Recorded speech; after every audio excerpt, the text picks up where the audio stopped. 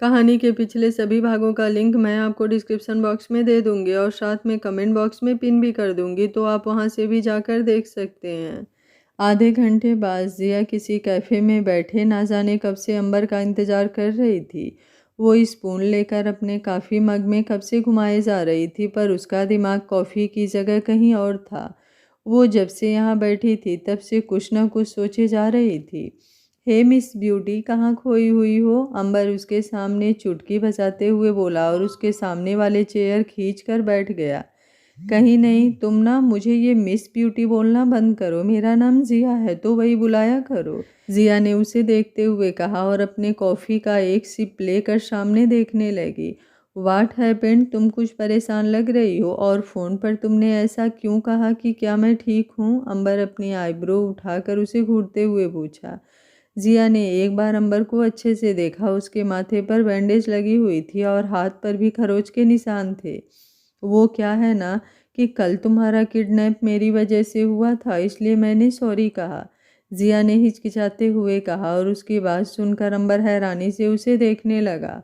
What you mean तुम्हारी वजह से? अंबर के पूछने पर ज़िया ने उसे सब कुछ बता दिया। अंबर ने गहरी सांस लिया और कहा, यार तुमसे दोस्ती करना कुछ ज़्यादा ही महंगा पड़ रहा है मुझे। अगर अभी तुम्हारे हस्बैंड ने हमें बात करते हुए देख लिया तो कहीं मुझे खोलते हुए तेल में ना डाल दें। उसकी बात सुनकर ज़िया खिलखिलाकर हंस पड़ी और हंसते हुए बोली, आगे से वो ऐसा कुछ नहीं करेंगे। मेरे हस्बैंड ऊपर से सख्त हैं बट अंदर से बहुत ही अच्छे हैं। एंड बाय द वे, मैंने तुम्हें यहाँ अपनी एक हेल्प करने के लिए बुलाया है। क्या तुम मेरी एक हेल्प करोगे? हाँ बताओ, क्यों नहीं। अगर मेरे बस में हुआ तो मैं ज़रूर करूँगा। अंबर के कहने पर ज़िया ने उसे समझाया और सामने की तरफ कैफ़े से बाहर रोड की दूसरी साइड इशारा किया, जहाँ एक बहुत ही बड़ी बिल्डिंग खड़ी थी और उसके सामने लिखा हुआ था एक्सेल कॉलेज। ज़िया की बातों को सुनकर अंबर हैरानी से उसे देखते रह गया। लगभग 2 मिनट तक तो वो मुँह बाए शौक से ज़िया को घूरता ही रह गया। ज़िया ने उसके इस रिएक्शन को देखा तो अपना सर पीट लिया। वो उसके सामने अपना हाथ हिलाते हुए बोली, Ambar are you okay? I know it's illegal है बट मुझे ये करना है। प्लीज़ मेरी हेल्प कर दो, प्लीज़ प्लीज़। लिसन ज़िया, मुझे हैकिंग आती है बट मैं अपनी स्किल को ऐसे इलीगल काम में यूज़ नहीं करना चाहता। Please try to understand. मैं ये नहीं कर पाऊँगा। अंबर के मना करने पर ज़िया उदास हो गई। उसने एक और बार ट्राई करते हुए कहा, तरीका गलत है पर नीयत बिल्कुल सही है अंबर। इससे बहुत कुछ सुधर जाएगा और शायद कोई ऐसा बेनकाब हो जाए जो गुनाह करके बेगुनाहों की आड़ में छुपा हुआ है। अंबर ने कुछ पल सोचा और फिर कहा, ओके, मैं तुम्हारी हेल्प करने के लिए तैयार हूँ। बताओ कब करना है, तुम मुझे मैसेज कर देना। थैंक यू भाई, थैंक यू सो मच। तुम्हें आइडिया भी नहीं है तुम मेरी कितनी बड़ी हेल्प की हो। मैंने प्यार किया में सलमान खान ने कहा था, दोस्ती में नो थैंक्स नो सॉरी। लेकिन हाँ, अगर इतना ही थैंकफुल हो रही हो तो तुम मुझे ट्रीट दे सकती हो मेरे फेवरेट डिशेज के साथ, अंबर ने हंसते हुए कहा। जिस पर ज़िया ने मुस्कुराते हुए पलकें झपका दी और वेटर को बुलाकर ऑर्डर दे दिया। रात के समय ज़िया स्टडी टेबल पर बैठी ऊँघ रही थी। नींद के कारण उसकी पलकें भारी हो रही थी, पर फिर भी वो ज़बरदस्ती अपना ध्यान किताबों में घुसा रही थी। कुछ ज़्यादा ही ध्यान दिया जा रहा है पढ़ाई में। उसके कानों में युवराज की आवाज़ पड़ी तो उसने अपने नज़रें घुमाकर साइड में देखा, जहाँ सीक्रेट डोर से युवराज अंदर आया था। ओफो यार मिस्टर माफिया, आप एक बात बताओ, अपनी बीवी के कमरे में चोरों की तरह क्यों आते हो? ज़िया ने अपना दोनों कोहनियों को स्टडी टेबल पर टिका कर अपना चेहरा उस पर रख कर आंखें मटकाते हुए पूछा। लाइक सीरियसली बेबी गर्ल, क्या कभी तुम मुझे थोड़ा सा रिस्पेक्ट नहीं दे सकती? कभी खड़ूस, कभी अकड़ू, कभी पत्थर दिल, कभी जालिम और आज चोर। यार कभी तो ऐसा बिहेव कर लिया करो जिससे मुझे लगे कि मैं तुम्हारा हस्बैंड हूँ, युवराज ने झल्ला कर कहा और उसकी बात सुनकर ज़िया के होठों पर शैतानी मुस्कुराहट तैर गई। सीरियसली मिस्टर खड़ूस, आप चाहते हो कि मैं टिपिकल बीबी जैसी बिहेव करूँ? ज़िया ने अपनी आंखें मटकाते हुए पूछा, जिस पर युवराज बिना कुछ बोले उसे अपनी बड़ी बड़ी आंखों से घूरकर देखने लगा। उसे खामोश देखकर ज़िया ने मुस्कुराते हुए कहा, तो मैं आपकी खामोशी को हाँ समझ लूँ? देन ओके, अब से मैं आपकी बेबी नहीं बीबी बनूंगी। उसकी आंखों में छाई शैतानी और होठों पर की शरारती मुस्कुराहट देखकर युवराज को समझते देर ना लगी। उसके खुराफाती दिमाग में ज़रूर कुछ चल रहा है। युवराज अपनी आंखें सिकोड़कर उसे घूरते हुए पूछा, क्या चल रहा है तुम्हारे छोटे से खुराफाती दिमाग में? फिलहाल तो यही चल रहा है कि हम अपने प्रिय प्राणनाथ पूज्यनीय पति देव जी को कैसे खुश करें। जिया के बोलने का अंदाज सुनकर युवराज ने अपना सिर पीट लिया। उसने एक बार घूरकर जिया को देखा और वहां से जाने लगा, पर वो वहां से जा पाता उससे पहले ही जिया उसके सामने आ गई और अपने दोनों हाथ फैलाकर बोली, ए जी कहाँ चल दिए, पहले हमारी बात तो सुन लीजिए। Just shut up, don't call me एजीओजी, युवराज इरिटेट होकर बोला, पर जिया पर उसकी बातों का कोई असर नहीं हुआ। वो ऐसे ही मुस्कुराते हुए अपने दोनों हाथ बांध कर आगे बोली, एसी खाना लगा दें, आप अभी खाएंगे या नहाकर? युवराज उसे घूरते हुए देखते हुए गुस्से में बोला, it's not funny baby girl, मुझे इरिटेशन हो रही है ऐसी बातें सुनकर। ये जी भला ये क्या बात हुई, अभी तो आपको पतियों वाली रिस्पेक्ट चाहिए थी। अब जब हम आपको पतियों जैसे रिस्पेक्ट दे रहे हैं तो आप काहे इतना चिड़चिड़ कर रहे हैं? आज ना आपकी धर्मपत्नी आपको फुल ऑन पति परमेश्वर जैसी फील कराने के मूड में है। जिया ने मुस्कुराते हुए अपने दोनों हाथ उसके गर्दन में लपेट कर कहा। युवराज कुछ पल उसे घूरता रहा और उसके कमर पर हाथ रखकर अचानक उसे दीवार पर सटा दिया और उसकी आंखों में झांकते हुए बोला, नाउ स्टॉप इट, अगर एक बार और तुमने मुझे एजी ओजी कहा तो आप क्या करेंगे जी? जिया ने जी शब्द पर कुछ ज़्यादा ही जोर दिया, जिसे सुनकर युवराज का खून खौल उठा। सोना नाउ इट्स टू मच। ए जी काहे इतना गुस्सा कर रहे हैं, अभी तो शुरुआत है, आगे आगे देखिए होता है क्या। अच्छा अभी जाइए और हाथ मुंह धोकर आइए, तब तक हम खाना गर्म करते हैं। जिया ने फिर से अपना वही लैंग्वेज यूज किया जिसे सुनकर युवराज से बर्दाश्त नहीं हुआ। उसने जिया को छोड़ दिया और उसे घूरते हुए कमरे से बाहर चला गया। उसके जाते ही जिया पेट पकड़कर हंसने लगी और खुद से बोली, मिस्टर माफिया, आज आपकी ये क्यूट सी इनोसेंट लव आपको बहुत ज़्यादा परेशान करने के मूड में है, इसलिए आज आपको आपकी स्वीटू से कोई नहीं बचा सकता। फिर थोड़ी देर बाद कुछ सोचकर खुद से बोली, ओफो जिया तू भी ना, चल पहले अपने पति परमेश्वर को भोजन करवा दे।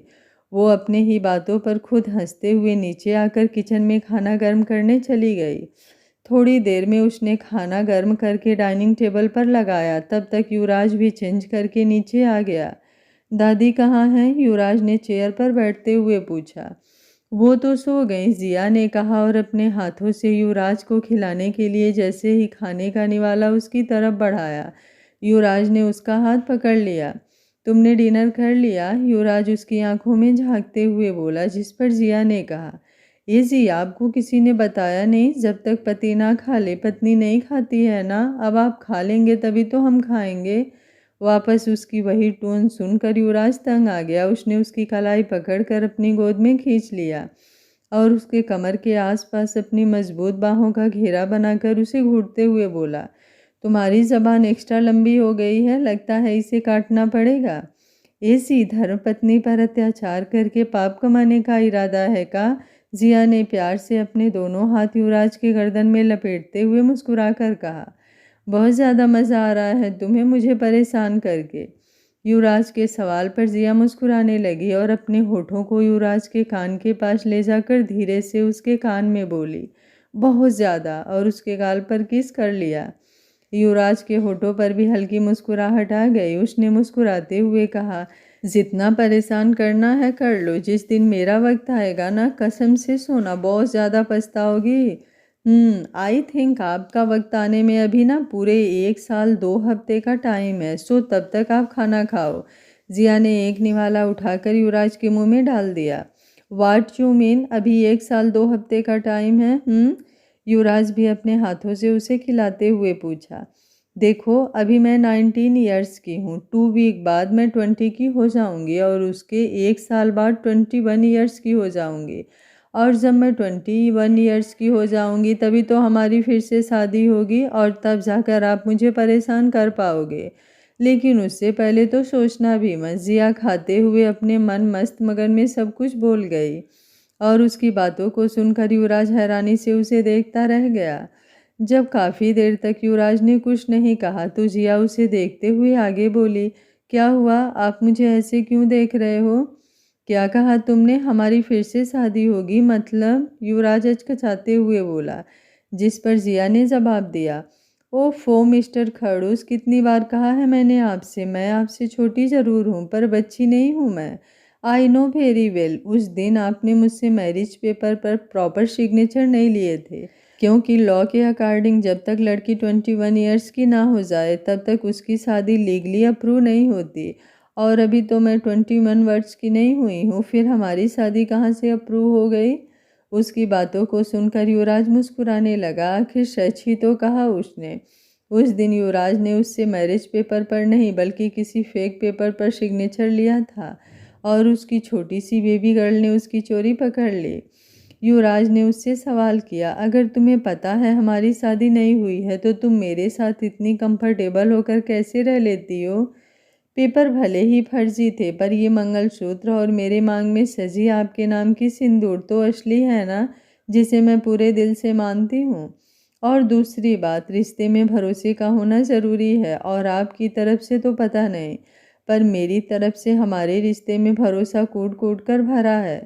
पिछले 5 महीनों से मैं आपके साथ रह रही हूँ पर अभी तक आपने मेरे साथ कुछ भी गलत नहीं किया और ना ही बिना मेरी मर्जी के मुझे छूने की कोशिश की। फिर मुझे कैसे भरोसा ना हो अपने मिस्टर खड़ूस पर? और आप कुछ कहो उससे पहले मैं बता दूं कि मैं आपसे बिल्कुल भी नाराज़ नहीं हूँ। उसकी समझदारी भरी बातों को सुनकर युवराज उससे काफ़ी ज़्यादा इम्प्रेस हो गया। हर बार जिया उसकी उम्मीद से 2 कदम आगे निकलती थी। जितना वो उसे बच्ची समझने की कोशिश करता था, वो उसे उतना ही समझदार ज़्यादा बनकर दिखाती थी।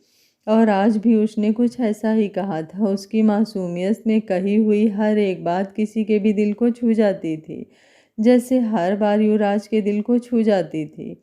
युवराज ने प्यार से उसके चेहरे को अपने हाथों में थाम कर उसकी आंखों में झांकते हुए कहा, जहाँ मोहब्बत रोज़ से हो वहाँ जिस्म की तलब नहीं होती सोना, और मुझे तुम्हारी रोज़ से मोहब्बत है, तुम्हारी जिस्म से नहीं।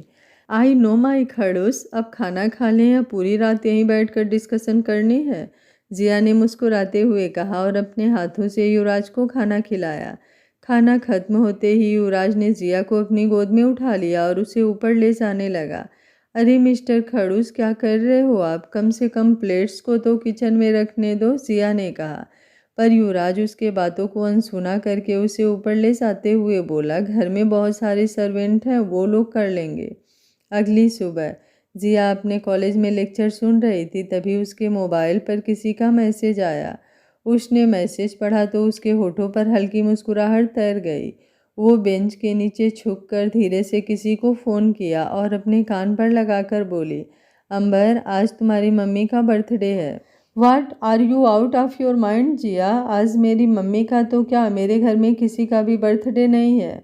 दूसरी तरफ से अंबर झुझला कर बोला, ओफो, मैं बोल रही हूँ ना, आज तुम्हारी मम्मी का बर्थडे है, मतलब है, समझे? नो मोर आर्ग्यूमेंट। और आज रात के प्लान के लिए तुम बिल्कुल तैयार रहना, बाय। मेरी बात। दूसरी तरफ से अभी अंबर बोल ही रहा था तब तक जिया ने कॉल कट कर दिया। रात के समय डिनर करने के बाद वो युवराज के बाहों में सुकून से सो रही थी। युवराज एक हाथ से जिया के बालों को सहला रहा था तो वहीं दूसरे हाथ से अपना फ़ोन यूज कर रहा था। लगभग आधे घंटे बाद उसने अपना फ़ोन साइड में रखा और उसे अपनी बाहों में समेट कर सो गया। रात के करीब 12 बजे जिया ने अपनी आंखें खोली और युवराज को देखा जो सुकून से सो रहा था। उसने धीरे से युवराज का हाथ अपने ऊपर से हटाया और झुककर उसके होठों का हल्का सा स्मूच कर लिया और उसके बिखरे हुए बालों को संवारते हुए धीरे से बोली, यू नो व्हाट मिस्टर खड़ूस, मुझे आपसे झूठ बोलना ना बिल्कुल भी अच्छा नहीं लगता, बट आई एम हेल्पलेस। मुझे ये सब करना है आपके लिए, अपने खड़ूस के लिए, और इसके लिए मैं ना आपसे थोड़ा सा झूठ बोलूँगी, बट लास्ट में इसका जो रिज़ल्ट होगा ना वो आपके लिए बेस्ट से भी बेस्ट होगा। और फिर उसके बाद आप चाहे मुझ पर जितना भी गुस्सा कर लो, मैं बिल्कुल भी आपसे शिकायत नहीं करूँगी, because I love you so so much my खड़ूस। वो बेड से उठी और कबर्ड से अपने कपड़े निकाल कर वॉशरूम में चली गई। उसने ब्लैक ट्राउजर के साथ स्लीवलेस टॉप पहना और ऊपर से ब्लैक लेदर की जैकेट पहन लिया और एक छोटा सा बैग अपनी पीठ पर टांग कर दबे पांव रूम से बाहर आ गई। पीछे के दरवाजे से वो बाहर निकली और सिक्योरिटी गार्ड को चकमा देकर घर से भाग गई। पैदल चलते हुए घर से कुछ दूरी पर जहां अंबर अपनी बाइक लिए उसका इंतजार कर रहा था, वो दौड़ते हुए अंबर के पास आई और उसके पीछे बैठकर बोली, जल्दी चलो, इससे पहले कोई गार्ड देख लें। अंबर ने बाइक स्टार्ट किया और सड़कों पर दौड़ा दिया। लगभग 20 मिनट बाद दोनों एक्सएल कॉलेज के सामने खड़े थे। अंबर ने जिया को देखते हुए कहा, आर यू श्योर जिया? एक बार फिर सोच लो, अगर पकड़े गए तो बहुत बुरे फंसेंगे। जिया ने गहरी सांस ली और सामने कॉलेज को देखते हुए बोली, मैंने सोच लिया अंबर, एंड यू डोंट वरी, अगर पकड़े भी गए तो तुम्हारे ऊपर कोई भी आंच नहीं आएंगे, it's my promise. Okay then let's start. Ambar ने अपना हाथ आगे किया तो जिया ने एक बार उसके हाथों को देखा और फिर एक बार अंबर को और बिना उसके हाथ को थामे आगे बढ़ते हुए बोली, सॉरी अंबर, अपना हाथ थामने का हक मैंने सिर्फ अपने खड़ूस को ही दिया है। जिया आगे बढ़ गई पर अंबर अभी भी अपने हाथों को देखता रहा। वो अपने हाथ को बालों में फिराकर मुस्कुराते हुए बोला, तुम्हारा एटीट्यूड भी सबसे अलग है मिस ब्यूटी। अंबर गेट के बाहर खड़े एक सिक्योरिटी गार्ड के पास गया और उन्हें अपनी बातों में उलझाकर आगे का रास्ता पूछने लगा और उसी का फ़ायदा उठाकर जिया ने अपने बैग से एक छोटा सा इंजेक्शन निकाला और उसमें दवाई इंजेक्ट करके पीछे से उस गार्ड के गर्दन में इंजेक्ट कर दिया। अगले ही पल वो गार्ड वहीं कुर्सी पर ढेर हो गया। जिया, इसे कुछ होगा तो नहीं ना? अंबर परेशान होकर बोला। आज से पहले उसने ऐसा कोई भी काम नहीं किया था, लेकिन आज जिया की वजह से उसे ना जाने क्या क्या करना पड़ रहा था। ओहो यार अंबर, मैं खुद किसी को थोड़ा सा भी चोट नहीं पहुंचाती, और ये ना सिर्फ नींद का इंजेक्शन था। मैंने स्टडी किया है यार, थोड़ा तो भरोसा रखो। अब ये अंकल ना कल सुबह से पहले नहीं उठने वाले। जिया ने अपना बैग वापस कंधे पर टांग कर आगे बढ़ गई। अंबर भी उसके पीछे पीछे आ गया। दोनों धीरे धीरे बढ़े और कॉलेज के अंदर बेसमेंट में बने सिक्योरिटी रूम में जाकर खड़े हो गए, क्योंकि अंदर एक गार्ड पहले से ही मौजूद था जो नींद में ऊँग रहा था। जिया ने वापस से अपना बैग निकाला और उसमें से दूसरा इंजेक्शन निकाल कर उसमें भी नींद की दवाई इंजेक्ट करने लगी। अब ये क्या कर रही हो? अंबर ने पूछा। वही जो बाहर किया है। जिया ने दवाई इंजेक्ट किया और डोर खोलकर धीरे धीरे उस गार्ड के पास गई। वो गार्ड आधी नींद में था, इसलिए उसे कुछ भी एहसास नहीं हुआ। जिया ने धीरे से उसके गर्दन में नींद की दवाई इंजेक्ट कर दिया। Now everything is clear. Ambar, अब तुम जल्द से जल्द आज से 5 साल पहले की सीसीटीवी फुटेज को हैक करो, जिया ने कहा और एक दूसरी कुर्सी सामने लगे कंप्यूटर्स के सामने लगा दिया। अंबर ने अपना पेन ड्राइव निकाल लिया और जल्दी से उसे कंप्यूटर से लगाकर आज से 5 साल पहले की फ़ोटोज़ और वीडियोज़ को रिकवर करने लगा। जिया, एग्जैक्ट डेट बताओ, उस दिन कितनी तारीख थी? अंबर ने पूछा, जिस पर जिया ने जवाब दिया, 15 फरवरी 2018। थोड़ी देर तक उन कंप्यूटर्स के साथ माथापच्ची करने के बाद फाइनली अंबर ने 5 साल पहले की फ़ोटोज़ को कलेक्ट कर लिया।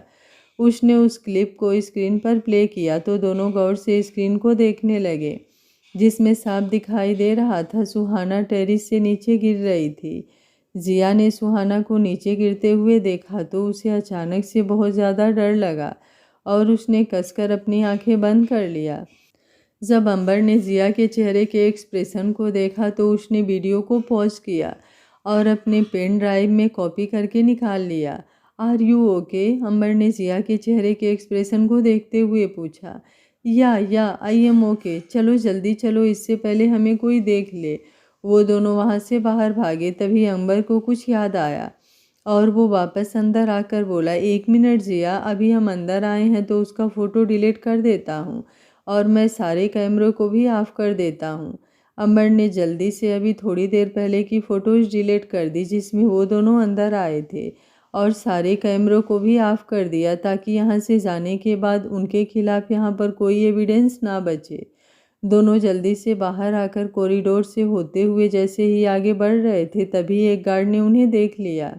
हे रुको, कौन हो तुम दोनों? गार्ड जोर से चिल्लाया, जिसे सुनते ही उन दोनों की धड़कनें बढ़ गई। उन दोनों ने एक दूसरे की तरफ देखा और आंखों ही आंखों में इशारा करके बाहर की तरफ भागने लगे।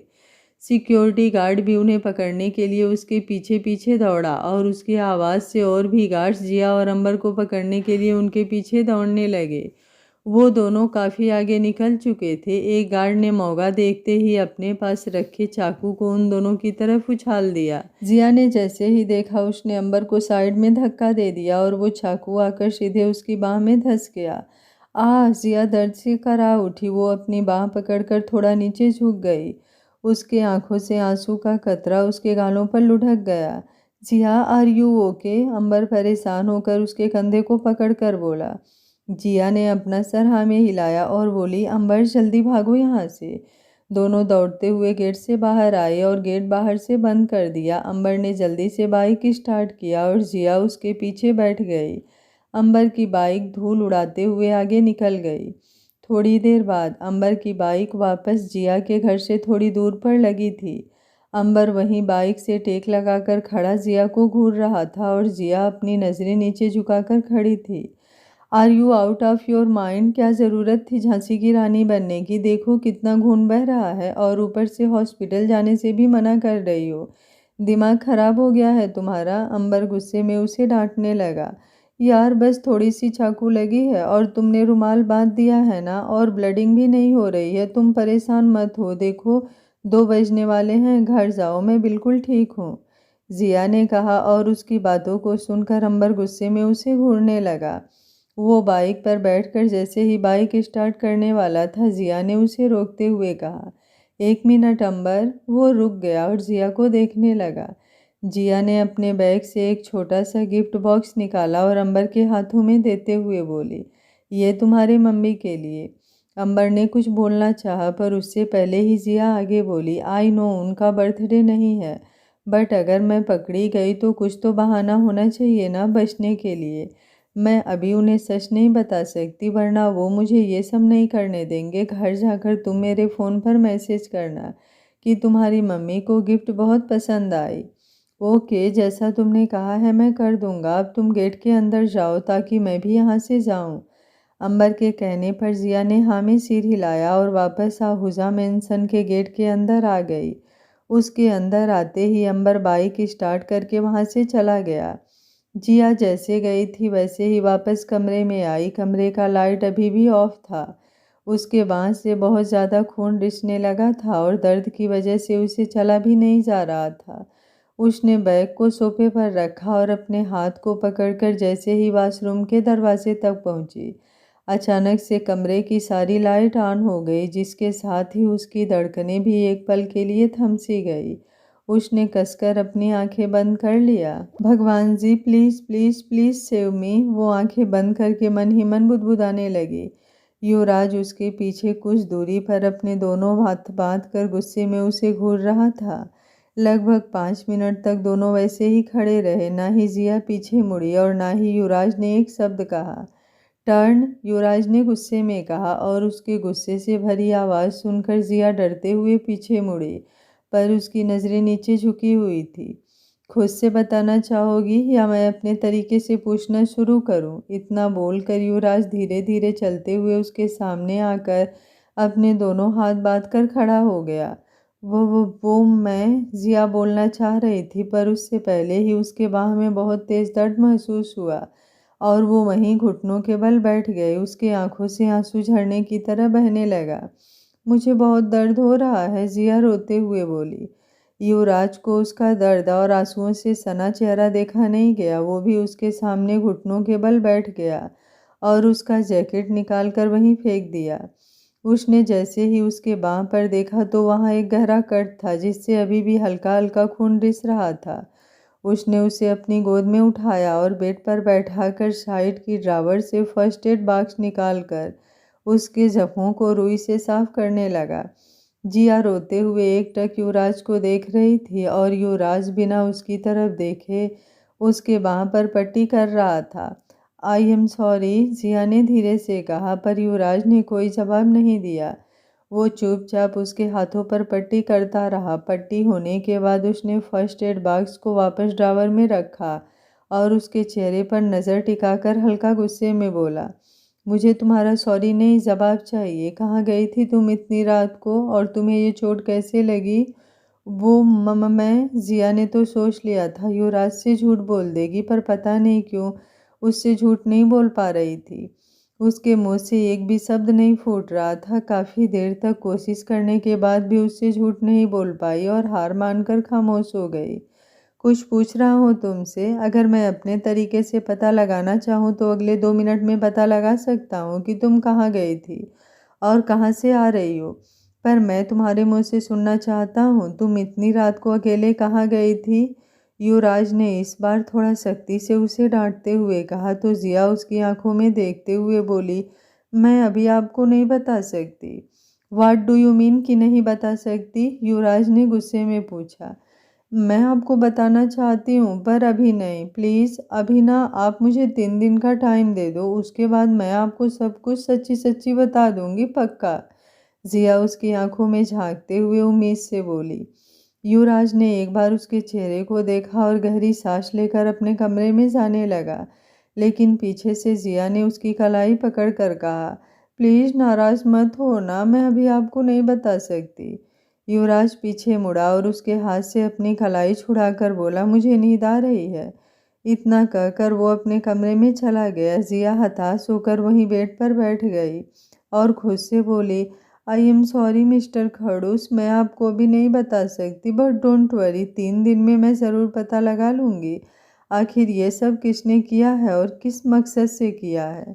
वो उठी और वॉशरूम से कपड़े चेंज करके आई और पेन किलर खाकर युवराज के रूम में आ गई, जहाँ युवराज आंखें बंद करके सो रहा था। जिया जानती थी वो सो नहीं रहा है, बस सोने का नाटक कर रहा है। वो उसके पास गई और ज़बरदस्ती उसकी बाहों में सो गई। युवराज ने कुछ भी नहीं कहा और चुपचाप आंखें बंद करके लेटा रहा। खड़ूस, आई लव यू, जिया ने प्यार से उसके गालों को छूकर कहा, पर युवराज ने कोई जवाब नहीं दिया। वो वैसे ही आंखें बंद करके लेटा रहा। जिया को उसका यूं उठना बिल्कुल भी अच्छा नहीं लग रहा था। उसने झुककर उसके होठों को हल्का सा चूम लिया, फिर उसके बाद उसके गालों को, और ऐसे ही उसके पूरे चेहरे पर किस करने लगी। पर युवराज ने अपनी आंखें नहीं खोली। आई एम सॉरी ना खड़ूस, आई प्रॉमिस, मैं 3 दिन में पक्का आपको सब कुछ बता दूंगी। प्लीज़ अपनी आंखें खोलो ना, वरना मैं आपसे नाराज़ हो जाऊंगी।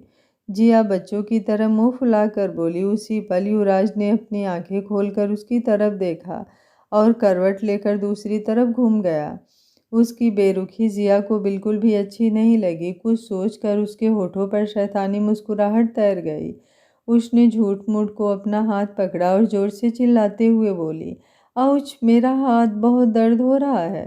उसने जितनी तेजी से ये चंद शब्द कहे उतनी ही तेजी से युवराज पीछे मुड़ा और उसे अपनी बाहों में समेट लिया, लेकिन कहा कुछ नहीं। जिया ने मुस्कुराते हुए उसके सीने में अपना चेहरा छुपा लिया। मुझे पता है आप चाहे मुझसे कितना भी नाराज हो जाओ, पर मुझे दर्द में बिल्कुल भी नहीं देख सकते। जिया धीरे से बोली, पर युवराज ने कुछ नहीं कहा। सच में वो उससे नाराज हो चुका था।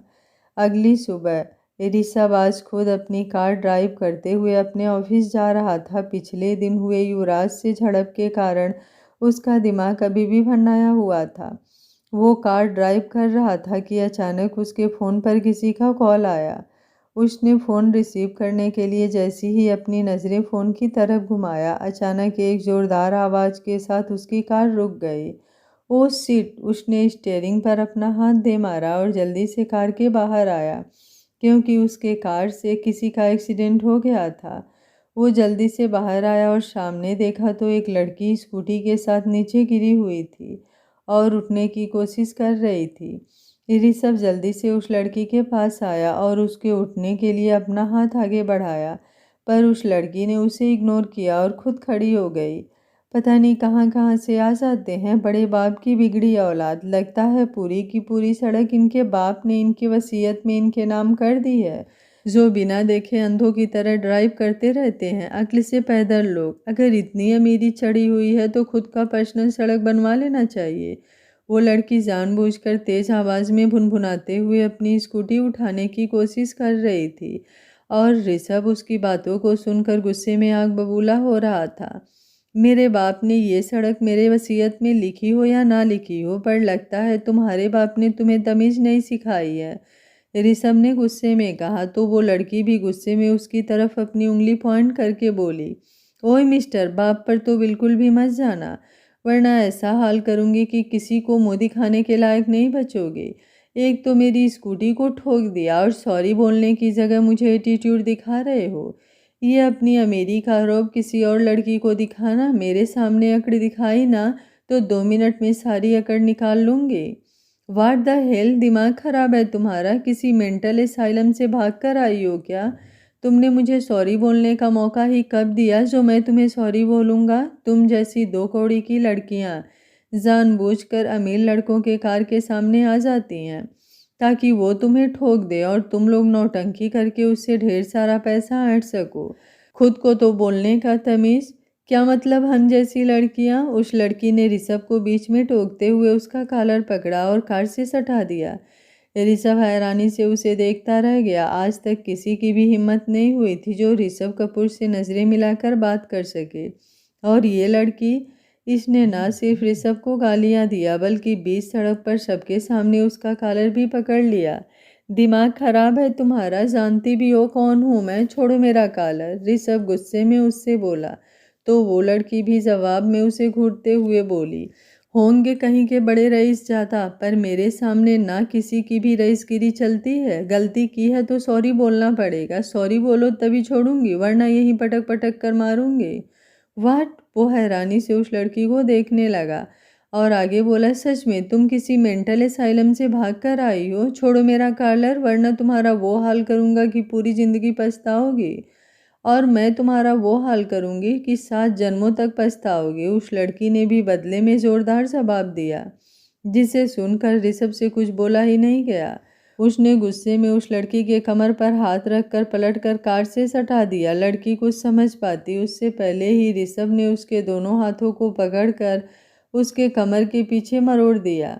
किसी भी लड़के से उलझने से पहले अपनी स्टेमिना देख लिया करो मिस मेंटल, हर जगह तुम्हारी कैंची की तरह चलती हुई जबान काम नहीं आएगी, समझी?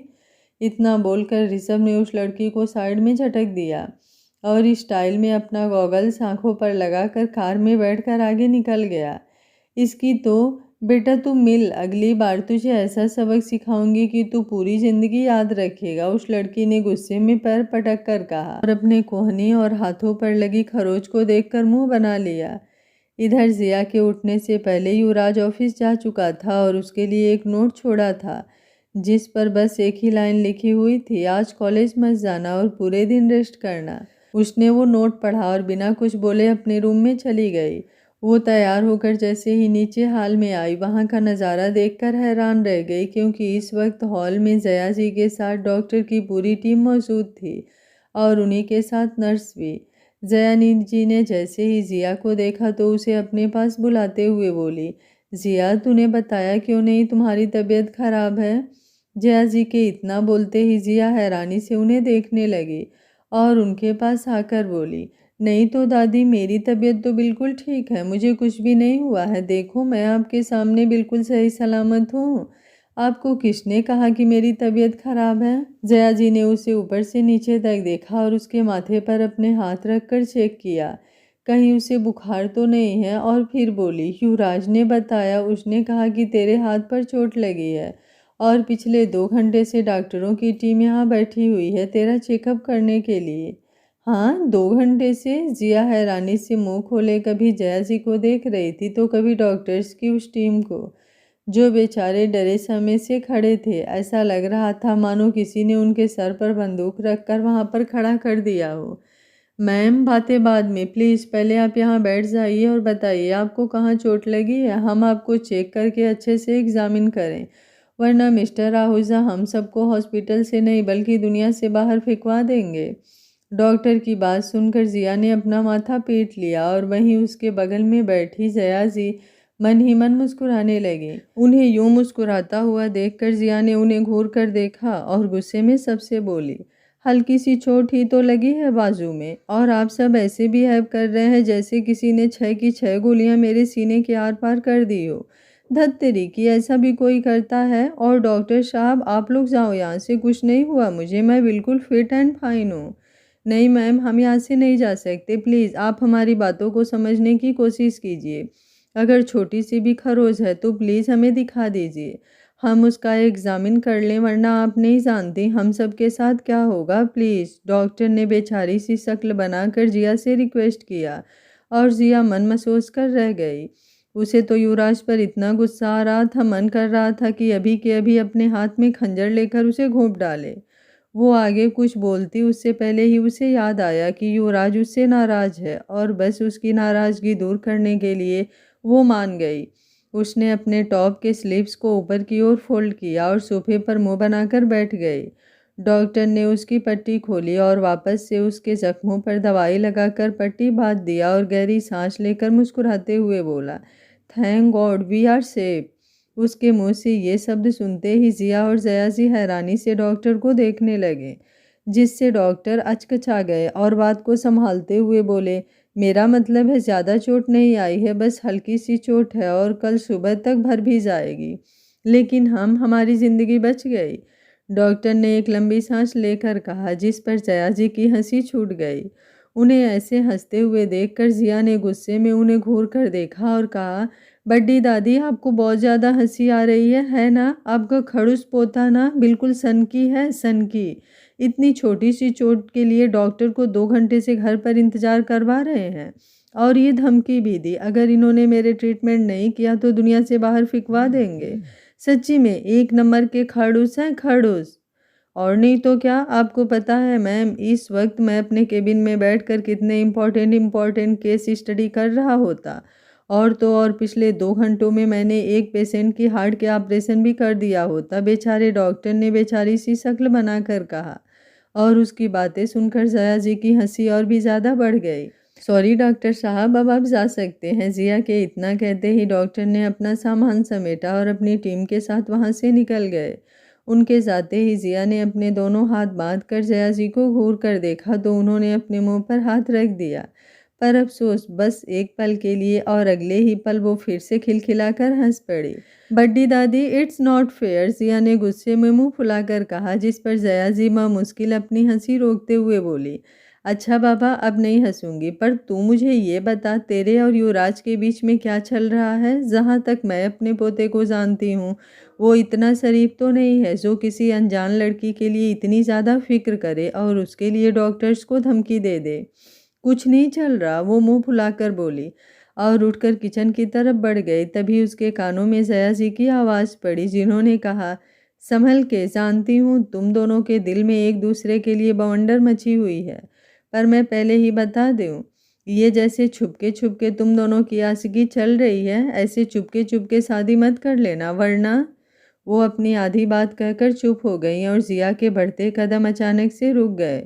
उसने अपनी आंखों को कसकर बंद कर लिया और मन ही मन बोली, शादी तो कर ली है बड्डी दादी, पर अफसोस किसी को बता नहीं सकती।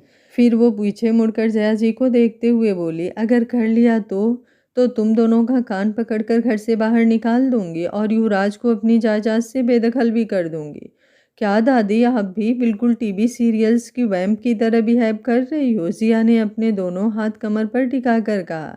जिस पर जया जी ने जवाब दिया, तुझे जो समझना है समझ, लेकिन तुम दोनों बिना बताए शादी करने की गलती कभी मत करना, वरना मैं कभी भी तुम दोनों को माफ़ नहीं करूँगी। जया जी के इतना कहते ही जिया सोच में पड़ गई। वो अपने ख्यालों को झटक कर जबरदस्ती मुस्कुराते हुए बोली, रिलैक्स दादी, आगे की बातें हम आगे सोचेंगे। फ़िलहाल ये बात सच है कि मुझे ना आपके खड़ूस पोते से प्यार हो गया है और उन्हें भी मुझसे प्यार हो गया है। क्या सच्ची? जया जी बिल्कुल बच्चों की तरह खुशी से उछल पड़े। उनका रिएक्शन देखकर जिया हैरानी से उन्हें देखती रह गई। जया जी जल्दी से चलते हुए जिया के पास आईं और उसके गले लगकर बोलीं, मुझे तो यकीन नहीं हो रहा है कि वो किसी लड़की से प्यार भी कर सकता है। भगवान जी जो भी करते हैं अच्छे के लिए करते हैं। मुझे खुशी है कि उसने तुझसे प्यार किया और मैं तुम दोनों के लिए बहुत ज़्यादा खुश हूँ। जिया ने भी मुस्कुराते हुए उन्हें गले लगा लिया और कहा, यू नो व्हाट बड्डी दादी, आप दुनिया की सबसे बेस्ट दादी हो, I love you so much. Jaya ji मुस्कुराते हुए उससे अलग हुई और उसके गालों को छूकर प्यार से बोले, हमेशा ऐसे ही मुस्कुराते रहना और मेरे पोते को हमेशा प्यार देना। बचपन से उसे कभी माँ बाप का प्यार नहीं मिला, उसके लिए मैं ही उसकी दुनिया थी और अब उसकी दुनिया में तू शामिल हो गई है, तो प्लीज़ कभी भी उसका साथ मत छोड़ना और हमेशा उससे प्यार करना। जिया ने उनके हाथों पर हाथ रखकर मुस्कुराते हुए कहा, आई प्रॉमिस बड्डी दादी, लाइफ में कभी भी मैं अपने मिस्टर खड़ूस का साथ नहीं छोड़ने वाली। एंड यू नो व्हाट, अगर वो खुद भी मुझे अपनी लाइफ से बाहर निकालेंगे ना, फिर भी मैं उनसे दूर नहीं जाने वाली। देख लेना आप। और आप तो जानती हो ना मैं कितनी ज़िद्दी हूँ। जया जी मुस्कुराते हुए हाँ में सर हिला दिया तो जिया आगे बोली, अच्छा ये सब छोड़ो, फिलहाल ना आपका खड़ूस पोता मुझसे नाराज़ है, तो मैं सोच रही हूँ उनके फेवरेट लंच बनाकर आज उनके ऑफिस में ले जाऊँ।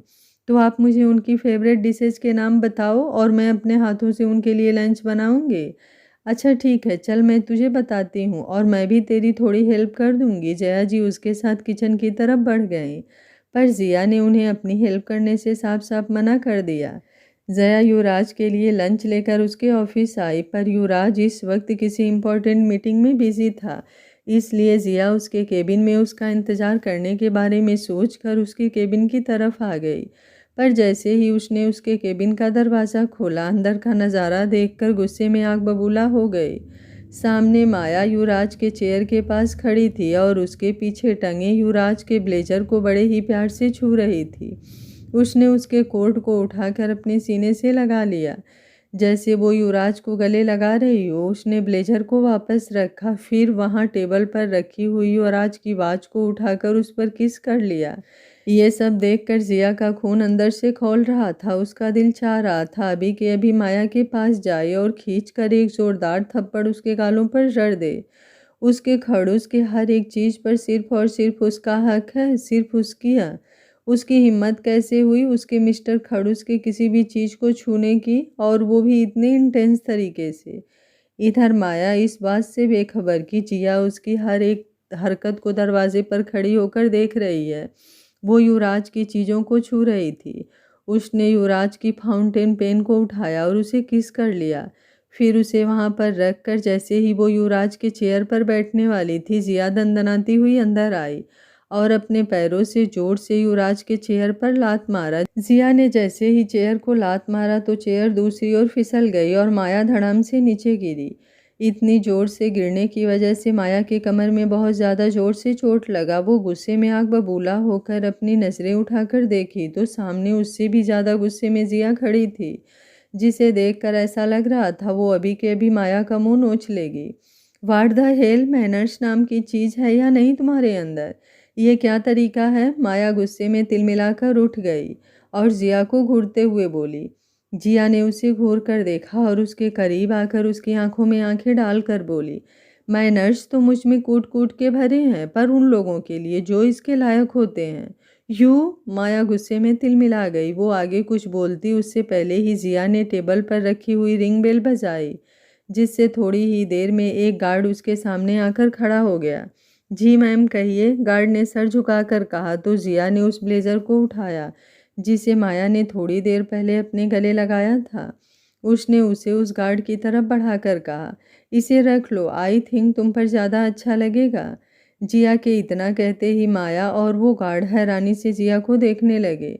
गार्ड जिया को देखते हुए बोला, मैम ये तो बॉस की है, मैं उनकी। वो आगे कुछ बोलता उससे पहले जिया उसे बीच में टोकते हुए बोली, रख लो, मैं बोल रही हूँ। और हाँ, प्यून को बोलो मेरे लिए कोल्ड कॉफ़ी अभी के अभी लेकर अंदर आए। और हाँ, क्लीनिंग स्टाफ को अंदर भेजो और उनसे कहो कि तुम्हारे बॉस के केबिन में कुछ ज़्यादा ही गंदगी जमा हो गई है। यहाँ की हर एक चीज़ को बहुत ही अच्छे से साफ करें। और हाँ, खास करके उनके चेयर को। जिया ने आखिरी शब्द माया को घूरते हुए कहा, जिसे सुनकर माया एकदम से बौखला गई, पर वो कुछ कह नहीं पाई। गार्ड ब्लेजर लेकर वहाँ से चला गया और कुछ ही देर में प्यून अपने हाथों में कॉफ़ी लेकर आया। उसने कॉफ़ी को टेबल पर रखा और जाने लगा, लेकिन वो बाहर जाता उससे पहले ही जिया उसे रोकते हुए बोली, रुको। जिया की आवाज़ सुनकर प्यून रुक गया और पीछे पलटकर जिया को देखते हुए बोला, जी मैम कहिए। मुझे ना मिस्टर खड़ूस, सॉरी आई मीन आपके बॉस ने बताया था कि आप काफ़ी दिनों से यहाँ अपनी पूरी ईमानदारी से काम करते हो, तो मैंने सोचा क्यों ना आपको कुछ गिफ्ट दिया जाए। जिया ने इतना कहकर युवराज की घड़ी को उठाया जिसे माया ने छुआ था और माया को देखते हुए प्यून की तरफ बढ़ी और उसके हाथों में घड़ी देते हुए बोली, ये लीजिए। जिया ने मुस्कुराते हुए उसके हाथ में घड़ी थमा दिया। उस घड़ी को देखते ही प्यून हैरान हो गया, क्योंकि युवराज की घड़ी थी और युवराज की हर एक चीज़ ब्रांडेड और कितनी ज़्यादा महंगी होती थी ये सब कोई जानता था। मैडम, ये सर की घड़ी है, प्यून ने कहा। आई नो, ये सर की घड़ी है और उनके पास ऐसी बहुत सारी घड़ियां हैं, सो एक घड़ी आपको देने से उन्हें रत्ती भर भी फर्क नहीं पड़ेगा, तो आप ये रख लो, जिया ने मुस्कुराते हुए कहा। तो प्यून खुश होकर वहाँ से चला गया। अब बचा पेन। जिया ने उस पेन को उठाया और माया को देखते हुए गुस्से में बोली, जो चीज़ मेरी होती है ना मिस माया, उस पर सिर्फ और सिर्फ मेरा हक होता है। मैं ना बहुत भोली भाली और सीधी सादी लड़की हूँ, दूसरों को कभी कोई तकलीफ नहीं देती और ना ही किसी और की चीज़ पर अपनी नज़र डालती हूँ। पर जब कोई मेरी चीज़ पर या मेरी ज़िंदगी पर नज़र डालता है तो मैं दुनिया की सबसे बुरी लड़की बन जाती हूँ। एंड वन मोर थिंग, ये जो तुम्हारे दिमाग में मेरे पति के लिए जो गंदगी भरी पड़ी है ना, उससे यहीं अभी के अभी निकाल दो, वरना कहीं ऐसा ना हो जाए तुम अपनी जान से हाथ धो बैठो। कुछ ज़्यादा ही फड़फड़ा रही हो, अभी तुमने मुझे जाना ही कहाँ है। जिस दिन जान जाओगी खुद युवराज से दूर हो जाओगी, माया ने गुस्से में उसे घूरते हुए कहा। जिस पर जिया ने मुस्कुराते हुए कहा, ओह रियली, तुम्हें ऐसा लगता है? अगर तुम्हें ऐसा लगता है तो तुम बहुत बड़ी गलतफहमी में जी रही हो, क्योंकि ना ही मैं उनसे कभी दूर जाने वाली हूँ और ना ही मैं अपने अलावा कभी किसी और को उनके करीब आने देने वाली हूँ। सो तुम्हारी भलाई इसी में होगी कि चुपचाप इस केबिन से बाहर चली जाओ, वरना तुम्हें उठवा कर बाहर फेंकवाने में मुझे 2 मिनट भी नहीं लगेंगे। जिया ने आखिरी शब्द गुस्से में दांत पीसते हुए कहा और माया को बाहर की तरफ इशारा किया। माया गुस्से में मन महसूस कर रह गई। उसका दिल चाह रहा था कि वो अभी जिया के गाल पर एक जोरदार थप्पड़ जड़ दे, पर वो मजबूर थी, क्योंकि ये युवराज का ऑफिस था और यहाँ जिया को थप्पड़ मारना तो क्या उसे छू भी नहीं सकती थी। वो दरवाजे की तरफ एकदम बढ़ी, पर तभी उसे बाहर से युवराज आता हुआ दिखाई दिया, जिसे देखकर उसके होठों पर तीखी मुस्कुराहट तैर गई। उसने जिया को देखते हुए कहा, क्या कहा था तुमने कि तुम कभी युवराज के करीब किसी और को नहीं जाने दोगी? तो मैं तुम्हारी ये गलतफहमी अभी दूर कर देती हूँ। Let's me baby. इतना कहकर माया मुस्कुराते हुए दरवाजे की तरफ बढ़ी। जैसे ही उसने दरवाज़ा खोला तो ठीक उसी वक्त युवराज ने बाहर से भी दरवाज़ा खोला, जिससे माया का बैलेंस बिगड़ा और वो नीचे गिरने लगी। लेकिन वो नीचे गिरती उससे पहले ही युवराज ने उसे बाहों में थाम लिया। माया ने अपने होठों पर हल्की मुस्कुराहट लिए तिरछी नज़रों से जिया को देखा, जो गुस्से में उन दोनों को देख रही थी। जिया गुस्से में उसके पास आई और युवराज के हाथ पर जोर से चींटी काट लिया, जिससे युवराज के हाथ से माया छूटकर नीचे गिरी। उसे बहुत जोर से कमर में चोट लगा, लेकिन वो कुछ बोलती उससे पहले जिया ने युवराज का कॉलर पकड़ा और उसे खींचते हुए वॉशरूम में ले जाकर शावर के नीचे खड़ा करके शावर ऑन कर दिया। युवराज हैरानी से जिया को देख रहा था, जिसके चेहरा गुस्से से थमथमाया हुआ था। अभी थोड़ी देर पहले जिस तरह से उसने उसके हाथ पर चींटी काटा और उसका कॉलर पकड़कर खींचकर यहाँ तक ले आई, उसे कुछ समझ नहीं आया। आखिर जिया को हुआ क्या है? युवराज अभी भी शावर के नीचे खड़ा था और जिया उसे गुस्से में घूर रही थी। युवराज उसे ऐसे देखकर गुस्से में बोला, कब से देख रहा हूँ घूरे जा रही हो, कुछ बोलोगी? हुआ क्या है और वो क्या तरीका था बाहर? युवराज इससे आगे कुछ बोलता, इससे पहले ही जिया ने अपने पंजों पर उचक कर युवराज के कॉलर को अपने दोनों हाथों से पकड़ लिया और उसकी आंखों में झांकते हुए बोली, आप पर सिर्फ और सिर्फ मेरा हक है, सिर्फ और सिर्फ मेरा। मेरे अलावा कोई भी लड़की आपके करीब आए ये मुझसे बिल्कुल भी बर्दाश्त नहीं होगा, और वो माया जैसी चुड़ैल तो बिल्कुल भी नहीं। एंड वन मोर थिंग, आपके करीब आने का, आपको छूने का, आपको प्यार करने का, आपसे लड़ाई झगड़ा करने का और आप पर गुस्सा करने का हक सिर्फ और सिर्फ मेरा है, समझे आप? सिर्फ और सिर्फ मेरा। युवराज बिना पलके झपकाए अपनी बेबी गर्ल की पॉजिटिवनेस को देख रहा था। वो इतनी पॉजिटिव है युवराज को लेकर उसे तो पता ही नहीं था। उसके होठों पर एक गहरी स्माइल आ गई। आगे क्या होगा इस कहानी में जानने के लिए देखते रहिए कहानी का अगला भाग। अगर आपको कहानी अच्छी लग रही है तो वीडियो को लाइक शेयर एंड चैनल को सब्सक्राइब कर लीजिएगा। Thank you for watching. मिलते हैं कहानी के अगले भाग में।